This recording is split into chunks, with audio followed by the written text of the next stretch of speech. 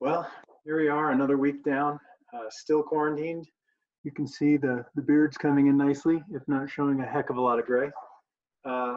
Welcome to this quarantine note. If you're unfamiliar with the series, I would encourage you to please go back and check out why I'm doing this and kind of my background, my history. I have given hundreds of keynotes in my life, plenaries, workshops. Here's just some of the best chunks taken out and shared with you in an individual basis. Today, we're going to talk a little bit about scope creep, interleaving, and the forgetting curve. So I want to talk about when I learned to drive, or actually more specifically when my best friend learned to drive. If you look at the Transportation Safety Council, they would suggest that when you're teaching a person to drive, they basically need to know 5 major things with all of the components that go into those things, what I call frames and mechanics. But when you think about the frames of driving, you need to be safe. You need to know what that looks like, have road awareness all the time. You need to understand what it is to brake, how it is to brake safely, what a good distance apart is. You need to understand how to steer, what that looks like in terms of where your hands go and those sorts of positions, and then how sharp or not sharp you turn. You need to understand acceleration, that if you accelerate too quickly, you can get into some trouble. If you accelerate too slowly, you can get into some trouble. And then things like gear and shifting, and when you want to be in reverse, when you want to be in second gear, when you want to be in fifth, stuff like that. Those are the big 5 pieces. When my best friend in high school was taught to drive, his father took him to a parking lot, as probably many of our parents did. And he brought him outside the car and he said, all right, we're going to start by teaching you the important stuff. And they proceeded to say to him, you can't have the car unless the car is clean. You will not be going through drive-thrus and messing up the car with paper boxes and things like that. You must know how to check the oil and do the maintenance. You cannot bring friends unless they're on the approved list. You need to know how to change a tire. Now, all of those things could have been handed to him in a list. None of those things are actually important when it comes to safety for the car. And yet, they were conditions that had to be met. And that's fair. That's a parenting choice. But when it came to learning how to drive, none of those things helped him learn the important steps that came to driving. I want to talk a little bit about something we covered last week. Do you remember last week when I talked about cognitive load and Sweller's work on what cognitive load does or does not look like in the brain, and how we really want to focus on the things that are specific to the issue? Well, do you remember which of these items need to be maximized, which need to be managed, and which needs to be minimized? I ask you that for a specific reason. It'll come back later when we're talking about the forgetting curve, but can you remember? Can you remember how to frame these? Because it's important. We want to maximize the germane, because that's the important stuff. We want to minimize the extraneous, that's the least important stuff. And then we want to just manage the intrinsic load, which are the things that are caused just by how we're choosing to deliver. Well, when you think about that and you put that into an application of curriculum, we all have our curriculum. We have the things that we know it takes to learn the information. I think about communication. My first degree, my master's degree, was in human communication, which is really around everything from public speaking to intercultural communication to small groups, all sorts of things like that. But when I think about public speaking, I think about the curriculum of what it takes to learn how to speak. I think about what it takes to learn audience analysis. That's a big, important umbrella concept that needs to be learned. Informing needs to be learned about. Nonverbal communication has to be on the list. Persuasion should be on that list. There are 5 to 10 things that are really crucial in terms of those big frames that matter. Unfortunately, as time goes on, sometimes in certain disciplines, you start to realize there are some new things that have crept in. There are things that we also should be teaching. I think about, in nonverbal communication, the notion of what you do with your hands. When I was in high school, we were taught never to put your hands in your pockets, that it actually made you seem aloof, made you seem like you were hiding something. Well, then Johnny Carson came along and changed all of that. So there are new skills, new aspects that really do emerge in terms of how that curriculum might drift. Now, when it does drift, we probably want to remove some of the pieces that no longer matter. Unfortunately, we often don't do that. We just add in the new stuff and then try to cram it all into the same amount of time that we had before. But it gets far, far worse than that. not only do we miss out on some of the new things sometimes, or we add them in when we shouldn't, we also then have to deal with curriculum bloat. Curriculum bloat is really based on something like this. Think about the first time that you taught a subject. You probably went in, you made sure you were aligned with the book, you were aligned with the syllabus, with the outline for the course, you made sure that you really covered the necessities that it takes for a person to learn whatever discipline you're teaching, whether it's science or math or communication or history, whatever it is. But then over time, maybe by the third semester, fourth semester, you start to get a little bit bored. And you start to think about, you know what, this stuff was so easy for me. I know this like the back of my hand. There are other things that really pique my interest. There are other things that I think are interesting that I'd like to add in here. And so what do? You add those things in, whether they're stories or illustrations or examples, or maybe they're actually elements. I think about in speech communication, I could teach my students about the concept of semantic assimilation, the idea that when you say a word too many times, it loses its value and loses its meaning. Will that help a person be a public speaker? Maybe in an advanced setting. Is it necessary for a beginner? No, not really. Not unless they have a problem saying the same word over and over again. So curriculum bloat starts to filter in because I'm just not interested in what it takes to really get from novice to proficient to master. I've already done that. And so I start thinking about new ways to contextualize it, new things to keep me entertained, things that won't bore me.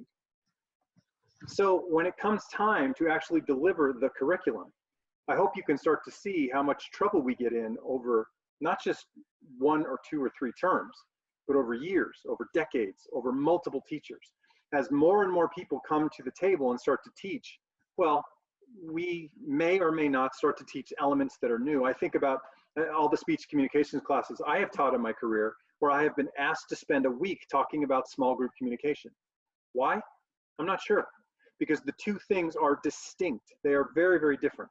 Being a good public speaker and being good in a group, groups really should be its own class. That's its own thing when you talk about teamwork. And yet we say, well, it's kind of important, so let's just throw it in on top. That's probably not good. I think about the elements that I have brought to the table that are probably not helpful to a newbie, to somebody who's trying to figure it out. And then I think about the pieces of curriculum that then don't get covered because we don't have time. We just can't be all places at all times, all things to all people, and yet we try.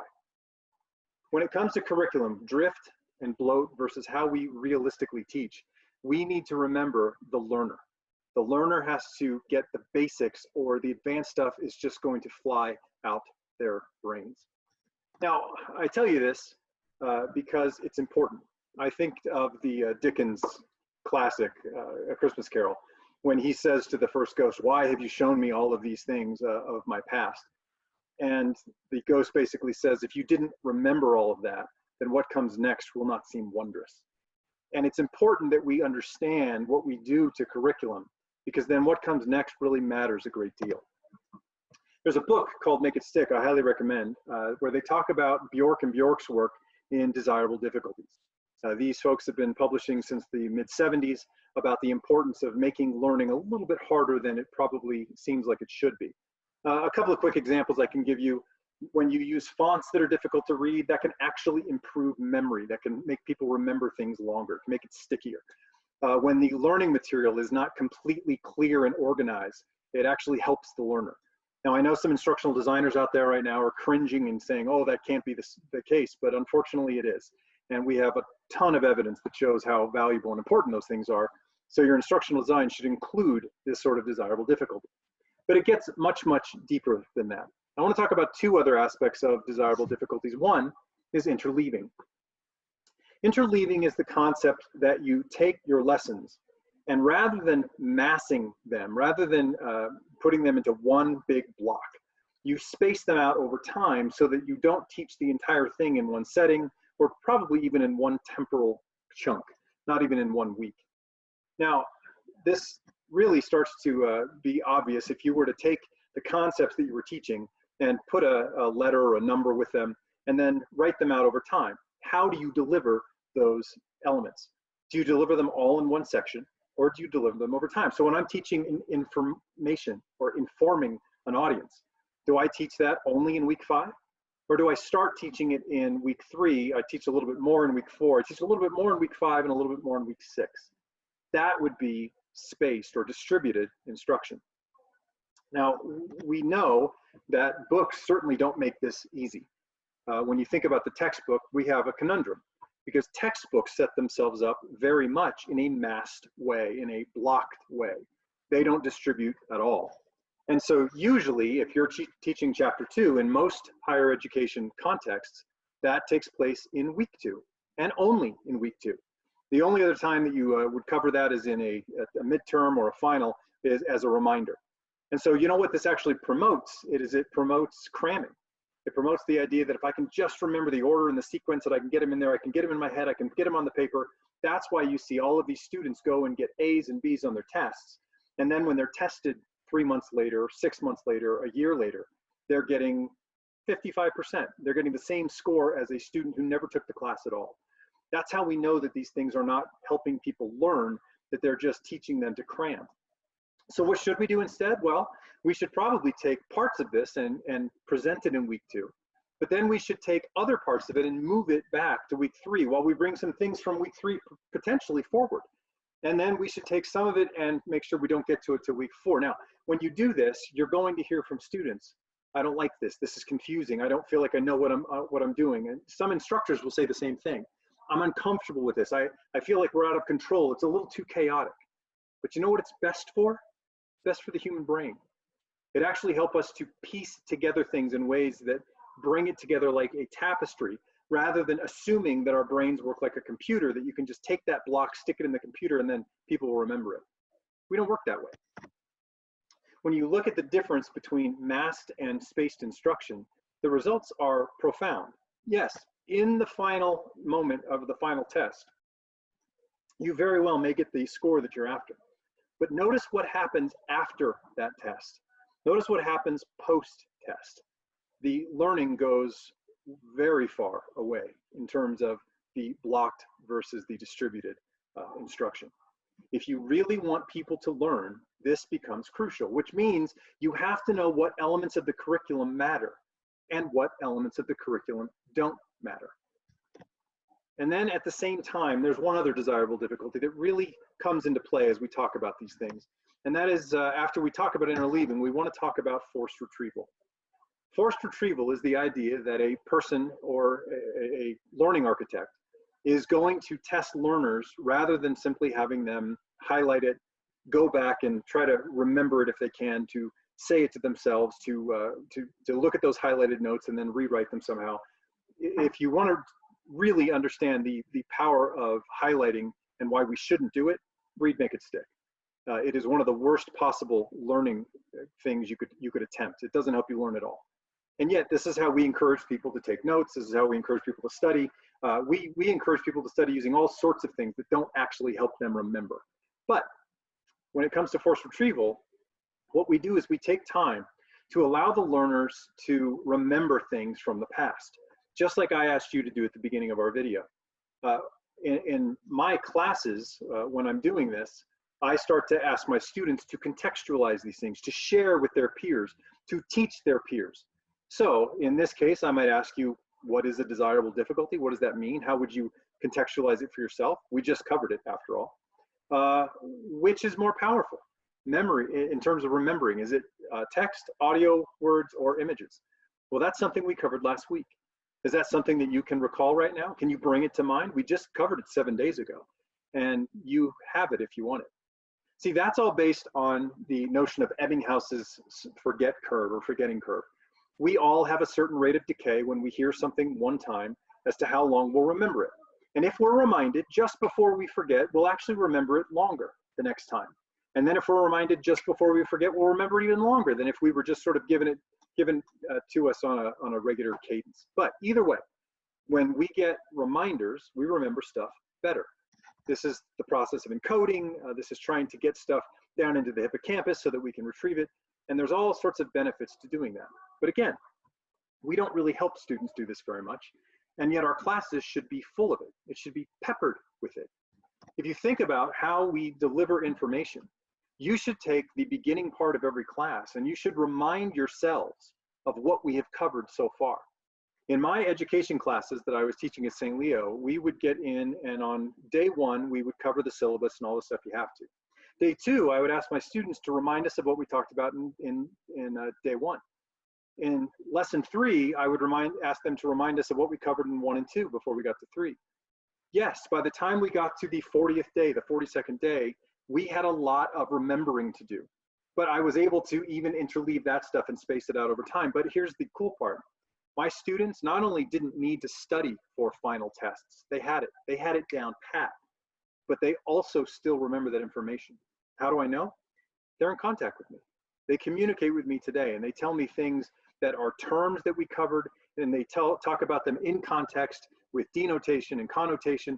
They understand those things because we spent the beginning of every single class reminding ourselves of what we had built up to. Now, for those of you that say, hey, I don't have time to do that, that's something that's impossible. I would argue that you've probably got curriculum bloat and curriculum drift that you're dealing with, so that if you went back to the basics, you would indeed have time for it. Should you do it? Yeah, if you want them to learn. Now, if you only want students to pass the test so that you can get a score for an accreditor, okay. But that's one of the problems with education, isn't it? At least that's what the pundits are claiming, that's what the CEOs are claiming, that's what the politicians are claiming. Students aren't learning.